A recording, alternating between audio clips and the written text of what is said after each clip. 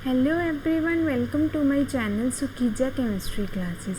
हम कर रहे थे अल्कोहल, फिनॉल एंड ईथर के एमसीक्यू, जिसमें कि हम आ गए question number 29। So question number 29 is, हमने क्या लिया यहाँ पर हमारे पास है टर्शरी ब्यूटाइल ईथर। ये हमारे पास है टर्शरी ब्यूटाइल मिथाइल ईथर। हमने लिया टर्शरी ब्यूटाइल मिथाइल ईथर, उसकी हमने रिएक्शन कराई है हाइड्रोजन आयोडाइड के साथ। तो हमारे पास क्या बना है, अल्कोहल और अल्काइल हाइड। हमें बताना है इस स्पेसिफिक रिएक्शन में जो अल्काइल हाइड है वो फॉर्म कौन सा आएगा, प्राइमरी होगा, सेकेंडरी होगा या फिर टर्शरी होगा। ये जो रिएक्शन है आपको मैकेनिज्म से समझ में आएंगे, जिससे कि हम देखते हैं।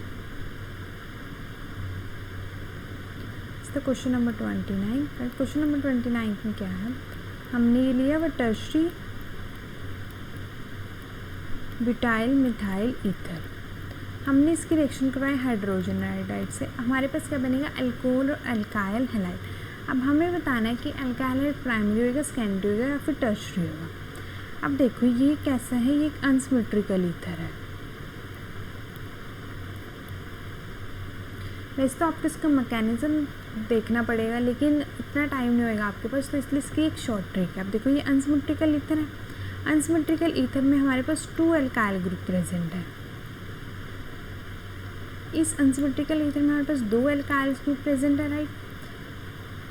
अब देखो हमारे पास क्या है, प्राइमरी, सेकेंडरी और टर्शरी कोई भी अल्काइल ग्रुप प्रेजेंट हो सकते हैं, राइट। हमारे पास यहाँ पर क्या है, यहाँ पर हमारे पास कौन कौन से अल्काइल ग्रुप प्रेजेंट है। यहाँ पर देखो एक ये हमारे पास प्रेजेंट हुआ ये टर्शरी, और एक हमारे पास ये प्रेजेंट हुआ प्राइमरी। सो ये हमारे पास प्रेजेंट है टर्शरी अल्काइल ग्रुप एंड ये हमारे पास प्रेजेंट है प्राइमरी ग्रुप। सो यहाँ पर हमारे पास 2 अल्काइल ग्रुप प्रेजेंट है, टर्शरी और प्राइमरी। अब हमें डिसाइड करना है कि हमारे पास टर्शरी अल्काइल हैलाइड बनेगा या फिर टर्शरी अल्कोहल बनेगा। अब आपने देख लिया आपके पास दो तरह के अल्काइल ग्रुप प्रेजेंट है, एक टर्शरी है और एक प्राइमरी है।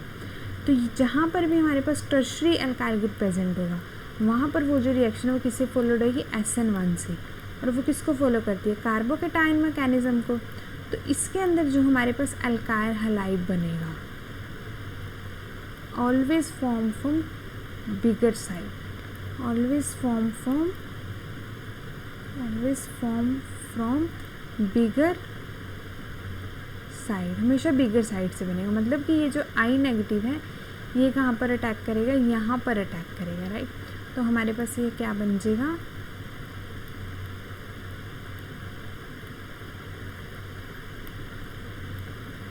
तो हमारे पास क्या बन जाएगा, tertiary alkyl halide. So answer क्या हो जाएगा हमारे पास, टर्शरी अल्काइल हैलाइड। तो अब इसकी जो शॉर्ट ट्रिक है वो हम देख लेते हैं कि आपको ये कैसे याद रखना है।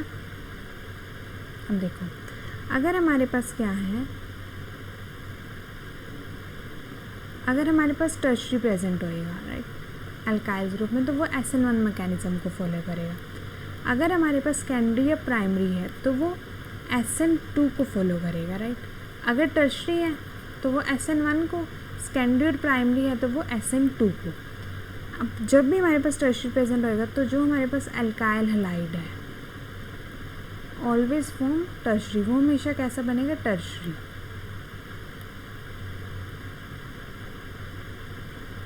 टर्शरी।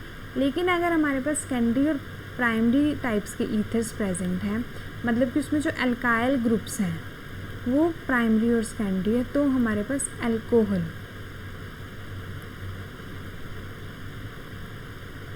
तो हमारे पास जो अल्कोहल है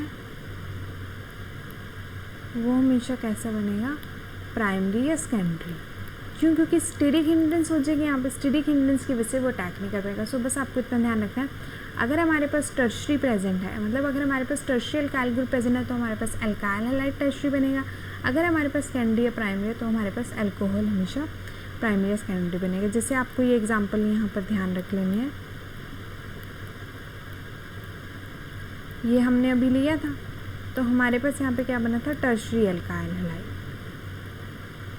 टर्शरी अल्काइल हैलाइड। लेकिन अगर यहाँ पर हमारे पास आ गया जैसे कि ये,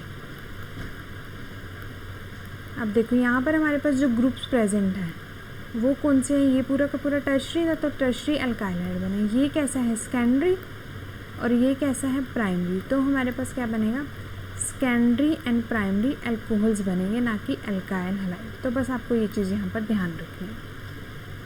सो हम देखते हैं हमारा अब आंसर क्या हुआ। सो यहाँ पर जो हमारा आंसर है वो क्या हो गया, option number C. So here our answer is option number C, which is tertiary alkyl halide. So moving on to the next question.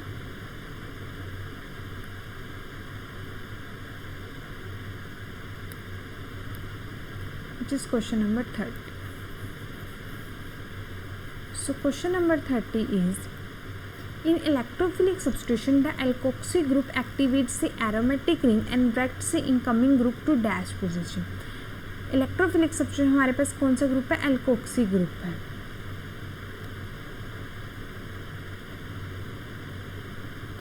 Alkoxy group हमारे पास कौन सा है, जैसे कि OR वाले हमारे पास क्या होते हैं, सारे के सारे एल्कोक्सी ग्रुप। ये एक्टिवेट करते हैं एरोमेटिक रिंग को। अब देखो ये यहाँ ही से हमें क्लियर हो गया कि ये क्या कर रहे हैं, एक्टिवेट कर रहे हैं और डायरेक्ट करेंगे इनकमिंग पोजीशन को कहाँ पर। तो पहले हम देख लेते हैं, जैसे कि एरोमेटिक रिंग पर हमारे पास OR लगा हुआ है, ये कौन सा ग्रुप है, एल्कोक्सी ग्रुप।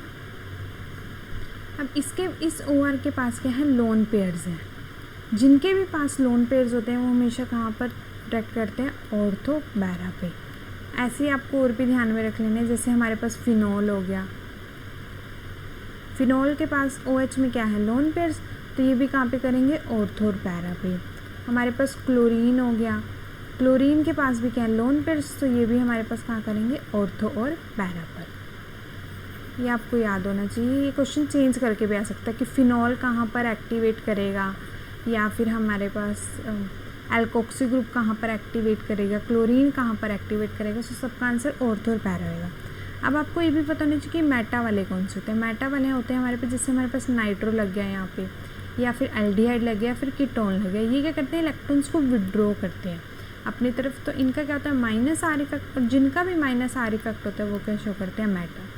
सो हमारे पास यहाँ पर आंसर क्या जो option number B, which is ortho and para directing. Now moving on to the next question, which is question number 31. So question number 31 is, phenol can be distinguished from ethanol by the reaction base.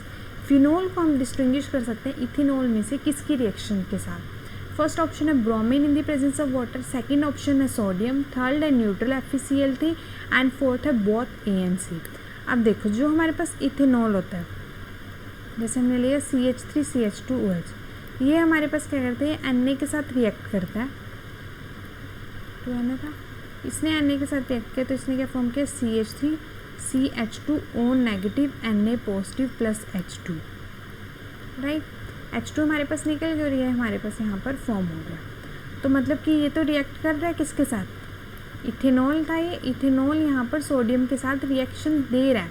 क्यों दे रहा है, ये इसके किसको show कर रहा है, acidic character को। एसिडिक करैक्टर में क्या होता है, वो H लूज़ कर देता है, तो इसने यहाँ पे H लूज़ कर दिया, राइट। ऐसे ही हमारे पास फिनॉल भी है, ये हमने फिनॉल लिया था, हमने पढ़ी थी ना इनकी रिएक्शंस पढ़ी थी, reactions with active metals, right. उनकी केमिकल रिएक्शंस में है, केमिकल प्रॉपर्टीज़ में, कि ये रिएक्ट करते हैं एक्टिव मेटल्स के साथ, जैसे अल्कोहल कर रहे हैं, फिनॉल कर रहे हैं।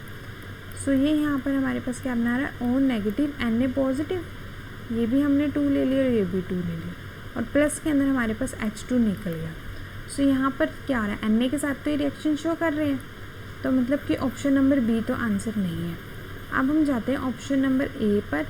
सो ऑप्शन नंबर ए में हमारे पास क्या, ये ब्रोमीन वाटर के साथ रिएक्शन करते हैं, फिनॉल करते हैं लेकिन इथेनॉल नहीं करते। ऐसे न्यूट्रल FeCl3, न्यूट्रल FeCl3 क्या देते हैं, ब्लू टू वायलेट कलर में इनकी वेरिएशन होती रहती है जब वो रिएक्ट करते हैं। और हमने ब्रोमीन वाटर के साथ कौन सी रिएक्शन पढ़ी थी, जैसे कि हमारे पास फिनॉल है, जब हम इसकी रिएक्शन करते हैं bromine in the presence of water के साथ, तो ये हमारे पास क्या देता है, OH Br। तो इसने हमारे पास क्या दे दिया, 2,4,6 ट्राइनाइट्रोफिनॉल, लेकिन अल्कोहल नहीं करता। सो इसका आंसर क्या होगा, option number D, which is both A and C।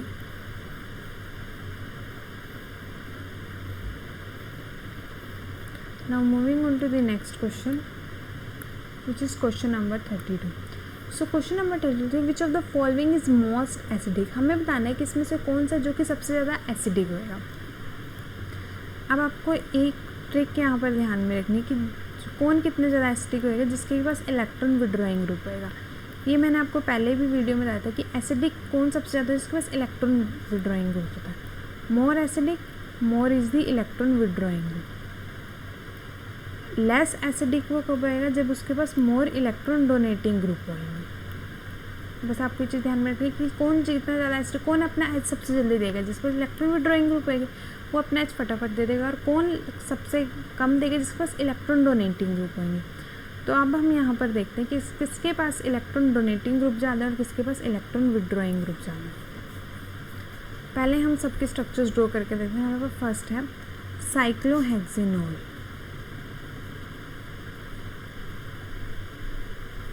ये है साइक्लोहेक्सेनॉल हो गया। ये साइक्लोहेक्सेनॉल की स्ट्रक्चर है, फिनॉल की होगी। ऐसे हम मेटानाइट्रोफिनॉल ड्रॉ कर लेते हैं। मेटानाइट्रोफिनॉल की क्या आएगी, ये हमारे पास फिनॉल है मेटा पर, हमारे पास क्या है नाइट्रो। ऐसे ही पैरामिथाइल फिनॉल,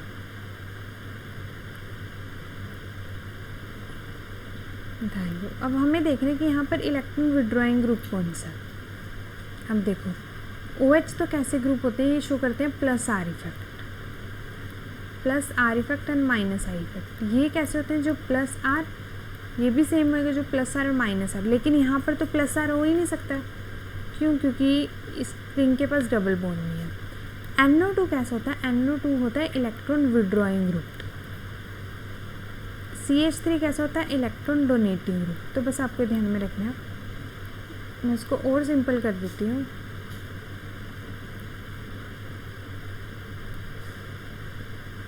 OH कैसे होते हैं हमारे पास, इलेक्ट्रॉन डोनेटिंग ग्रुप। ऐसे ये OH भी कैसे, इलेक्ट्रॉन डोनेटिंग ग्रुप। ये कैसे हैं, NO2 इलेक्ट्रॉन विड्रॉइंग ग्रुप है। तो जितना ज़्यादा इलेक्ट्रॉन विड्रॉइंग ग्रुप उतना ज़्यादा एसिडिक करेक्टर। सो इलेक्ट्रॉन विड्रॉइंग ग्रुप है तो ये मेटानाइट्रोफिनॉल क्या हो जाएगा, सबसे ज़्यादा एसिडिक। क्यों, क्योंकि इसमें इलेक्ट्रॉन विड्रॉइंग ग्रुप प्रेजेंट है, जो कि कौन सा है, नाइट्रो। मिथाइल भी इलेक्ट्रॉन डोनेटिंग है, OH भी हो गया, और साइक्लोहेक्सेनॉल में भी OH है। सो इस answer is option number C. Next is question number 30. So question number 33 is which of the following species act as the strongest base? इनमें से कौन सी ऐसी स्पीशीज़ है जो कि एक्ट करती है स्ट्रॉन्गेस्ट बेस की तरह। अब स्ट्रॉन्गेस्ट बेस की तरह कौन एक्ट करेगी, बेस का काम क्या होता है, to donate the electron pairs. हमने पढ़ा था ना, ल्यूइस बेसिस कहते हैं टू डोनेट इलेक्ट्रॉन पेयर्स, और बेस की डेफिनेशन होती है जो इलेक्ट्रॉन पेयर्स को डोनेट करती है। जैसे हम स्टार्टिंग से एग्जांपल पढ़ते हैं अमोनिया, अमोनिया के पास क्या लोन पेयर्स, ये क्या होता है, सबसे स्ट्रॉन्ग बेस होता है। क्यों, क्योंकि अपने इलेक्ट्रॉन्स को डोनेट कर देता है, इन इलेक्ट्रॉन्स को ये डोनेट करता है। तो हमें देखना है कौन अपने इलेक्ट्रॉन्स को जल्दी डोनेट करेगा। अब देखो कौन अपने इलेक्ट्रॉन्स को जल्दी डोनेट करेगा, जिसके पास क्या आएगा, इलेक्ट्रॉन रिलीजिंग ग्रुप आएगा।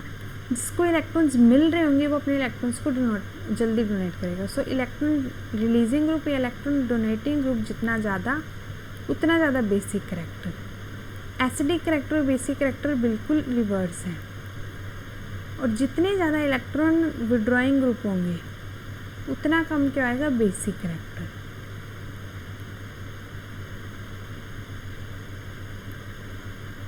तो आपको ये चीज़ ध्यान में रखनी है। अब देखो OH नेगेटिव है, OH नेगेटिव है फर्स्ट, देन क्या O6H5 नेगेटिव। इसे हम कैसे ड्रॉ कर सकते हैं, इसे हम ऐसे भी ड्रॉ कर सकते हैं। फिर है OR नेगेटिव, देन है रिंग बनी हुई है, यहाँ पर क्या O नेगेटिव, और यहाँ पर क्या पैरा पे क्या नाइट्रो। अब देखो अभी बताया था कि नाइट्रो तो क्या होता है, इलेक्ट्रॉन विड्रॉइंग ग्रुप, तो ये तो विड्रॉ करेगा तो ये सबसे कम बेसिक होगा। देखो यहाँ पर क्या OR नेगेटिव। फिनाइल भी क्या होता है, इसका क्या होता है, -I इफेक्ट भी होता है, राइट, तो ये भी नहीं हो सकता। देन हमारे पास क्या है, OR नेगेटिव। अब देखो OR नेगेटिव में जैसे हम ले सकते हैं OCH3 नेगेटिव। R का मतलब क्या होता है,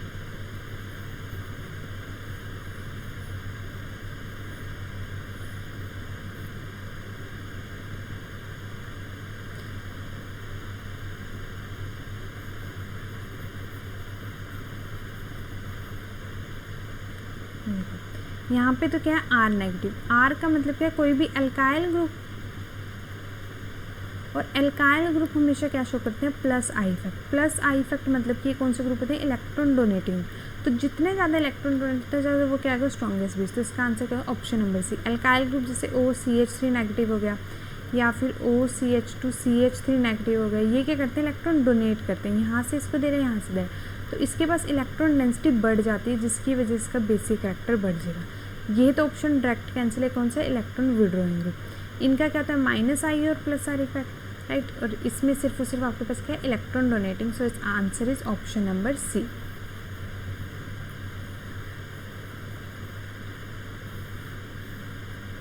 Now moving on to the next question, which is question number 34. So question number 34 is propanol can be converted into propanol। कि जो प्रोपेनॉल है उसे हम कन्वर्ट कर सकते हैं प्रोपेनल में, किसके द्वारा, जब हम इसकी रिएक्शन करवाएंगे हाइड्रोजन विद पैलेडियम, या फिर जब हम इसकी रिएक्शन करते हैं लिथियम एल्युमिनियम हाइड्राइड के साथ, या फिर कैमनोफोर के साथ, या फिर PCC की प्रेजेंस में। सो आपको बताना है कि कब हम इसको कन्वर्ट कर सकते हैं।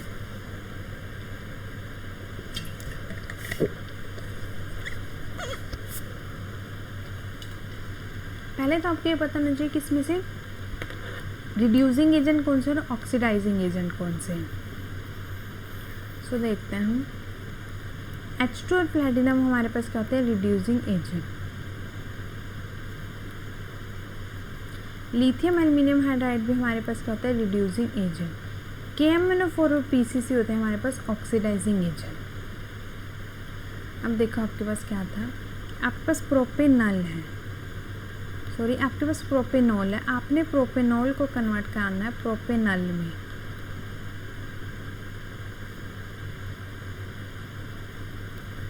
बस प्रोपेनॉल है ये, आपने इस प्रोपेनॉल को कन्वर्ट करवाना है प्रोपेनल में, मतलब यहाँ पर आपको क्या लगाना है, CHO लगाना है। तो देखो यहाँ पर क्या हो रही है, ऑक्सीडेशन हो रही है, मतलब कि एडिशन ऑफ ऑक्सीजन हो रही है, या फिर रिमूवल ऑफ हाइड्रोजन हो रही है। तो यहाँ पर क्या हुआ, हाइड्रोजन रिमूव हो गया है, राइट। यहाँ पर क्या हो गया, एक ऑक्सीजन ऐड हो गया और हाइड्रोजन रिमूव हो गया। तो ये काम कौन करेगा, जो कि ऑक्सीडाइजिंग एजेंट है। ऑक्सीडाइजिंग एजेंट कौन कौन से हैं, PCC है और हमारे पास क्या दिया हुआ है, KMnO4, राइट। तो यहाँ पर जो बेस्ट होएगा PCC। PCC क्यों होएगा, क्योंकि जो KMnO4 है वो फर्दर इसको एसिड में कन्वर्ट कर देता है। सो हमारे पास आंसर क्या आएगा, PCC। So here answer is option number D. Answer is option number D.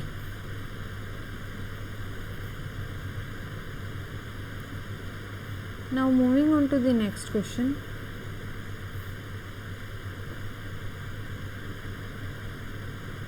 Which is question number 35. So question number 35 is, which among the following is not an example of vinylic alcohol? इसमें से कौन सा example नहीं है vinylic alcohol. अब आपको सबसे पहले पता होना चाहिए कि विनाइलिक अल्कोहल कौन से होते हैं। विनाइलिक अल्कोहल हमारे पास कौन से होते हैं, जैसे हम देखते हैं CH2 डबल बॉन्ड CH2OH, जहाँ पर कि डबल बॉन्ड वाले, मैंने आपको बताया था डबल बॉन्ड वाले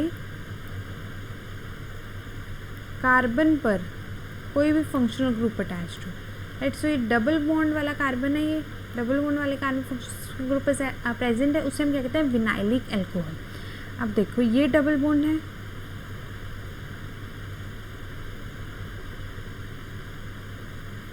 ये डबल बॉन्ड है, इस डबल बॉन्ड वाले कार्बन पर ही फंक्शनल ग्रुप प्रेजेंट है, ऐसे यहाँ पर भी।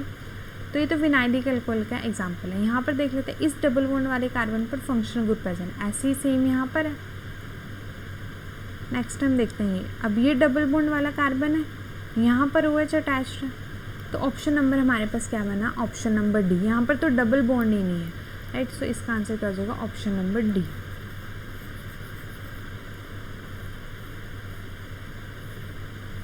Now moving on to the next question, which is question number 36. So question number 36 is resorcinol is represent. हम रिसोर्सिनोल को किससे रिप्रेजेंट करते हैं? अब आपको इसमें 3 स्ट्रक्चर्स के नाम याद होने चाहिए। तो क्वेश्चन नंबर 36 पर रिसोर्सिनोल का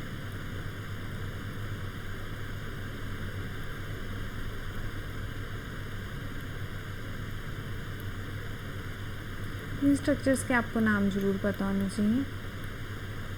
ये तीनों ही इम्पोर्टेंट है।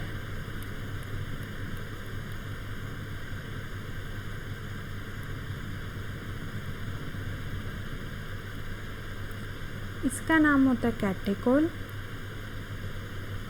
इसका नाम होता है रिसोर्सिनोल और इसका नाम होता है हाइड्रोक्विनोल।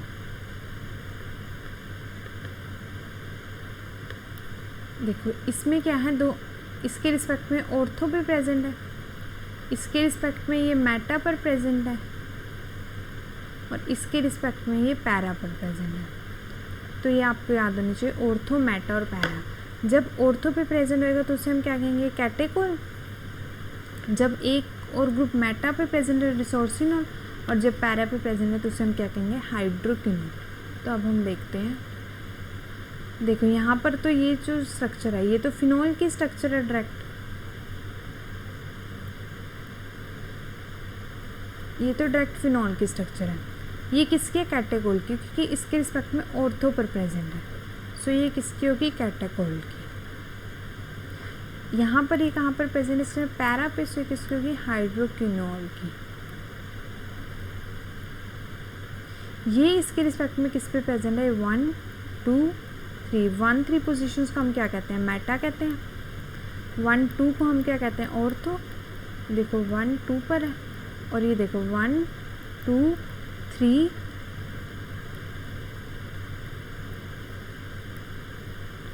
1 2 3 4, तो इसे हम क्या कहते हैं? पैरा कहते हैं। तो ये कहाँ पर प्रेजेंट है? मेटा पर प्रेजेंट है 1 2 3, तो ये क्या हो जाएगा? रिसोर्सिनोल। तो यहाँ पर हमारे पास आंसर होगा ऑप्शन नंबर सी। अब आपको ध्यान में रखना है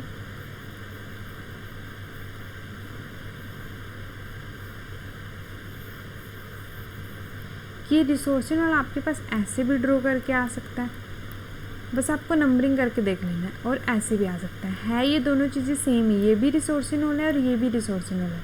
आप कहीं मर्जी से नंबरिंग कर लो, 1 2 3 1 3 पर है, 1 2 3 1 3 पर है, तो ये दोनों ही रिसोर्सिनोल है, बस इसने स्ट्रक्चर को घुमा दिया है यहाँ पर। So it's answer is option number C.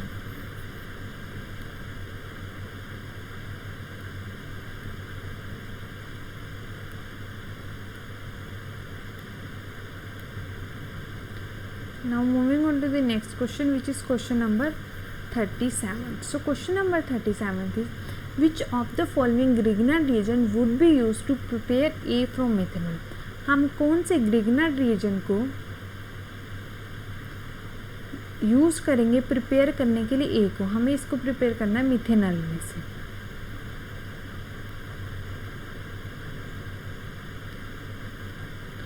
Question number 37, हम कौन से ग्रिग्नार्ड रिएजेंट को यहाँ पर यूज़ करेंगे? हमें प्रिपेयर करना है ये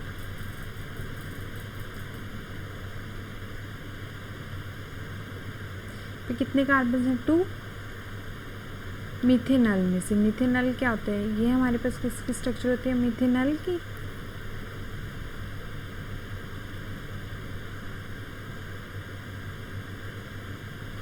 ये हमारे पास किसकी स्ट्रक्चर है? मिथेनॉल की।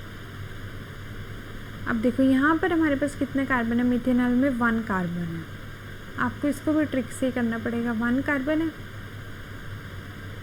यहाँ पर हमने देखा तो हमारे पास कितने कार्बन है? 1 2 3 4 5 6 1 2 3 4 5 6 7 है। टोटल हमारे पास कितने कार्बन हैं? 8 कार्बन है।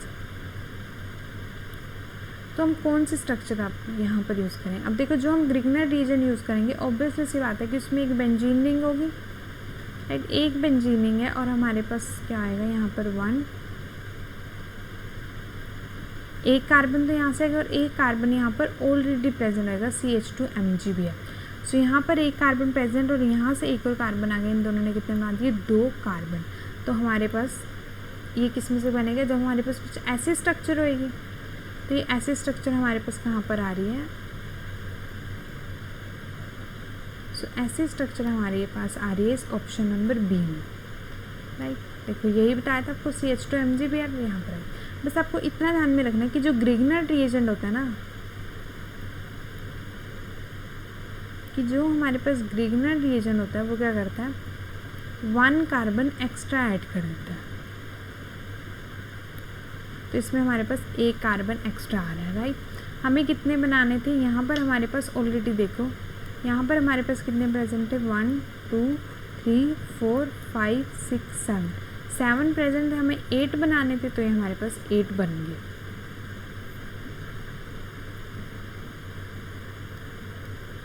तो हमारे पास यहाँ पर आंसर क्या हो जाएगा, ऑप्शन नंबर बी। मैकेनिज्म से देखोगे तो बहुत टाइम लग जाएगा, तो यहाँ पर आंसर ऑप्शन नंबर बी। देखो ए और डी तो सीधा सीधा नहीं हो सकता, क्योंकि इसमें तो बेंजीन रिंग ही नहीं आ रही। बेंजीन रिंग एक इसमें आ रही है, किसमें, और यहाँ पर हमारे पास कितने कार्बन है, 2। 1 कार्बन हमारे पास कहाँ से आ गया, मिथिनल में से 1 और एक्स्ट्रा चाहिए था जो इसके पास है।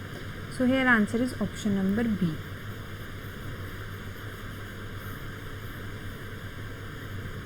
Now moving on to the next question, which is question number 30. So question number 38 is, हमने यहाँ पर क्या लिया, हमने एनिसोल लिया।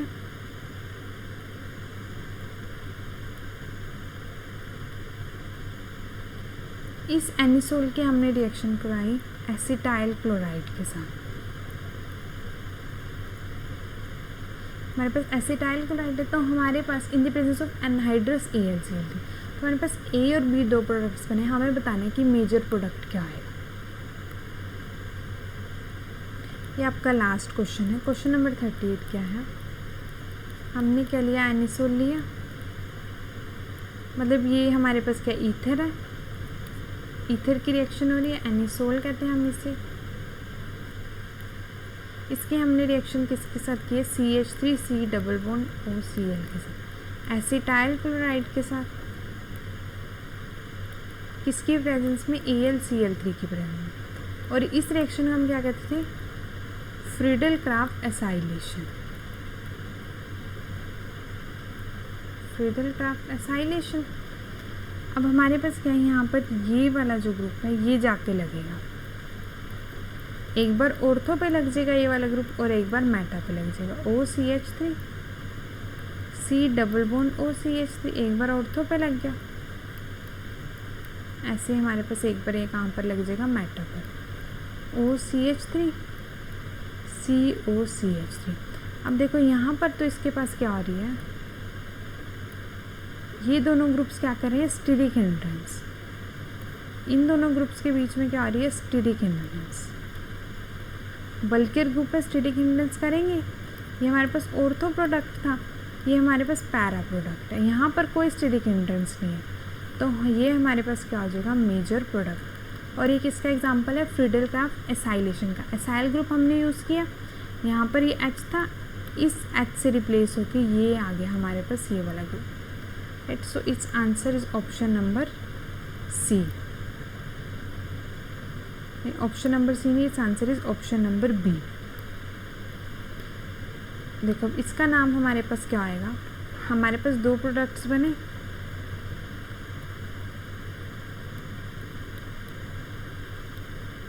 ये एनिसोल एस्टिस रहे, यहाँ पर क्या आ गया, COCH3। एक हमारे पास एक और प्रोडक्ट हमारे पास क्या बना,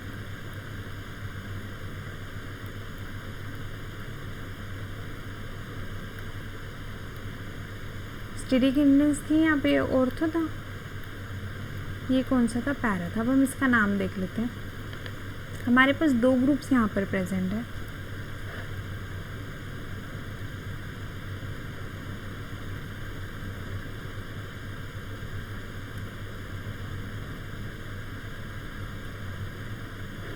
इसका देख लेते हैं पहले हम। इसका नाम क्या होगा, 1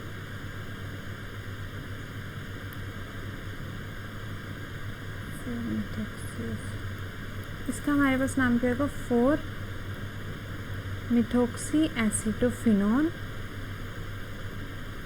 और इसका हमारे पास क्या नाम क्या होगा, 2 मिथोक्सी एसिटोफिनोन।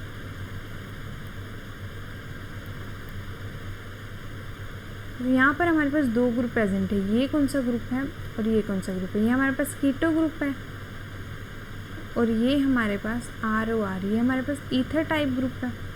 तो हमारे पास दो ग्रुप प्रेजेंट है, ईथर और कीटो।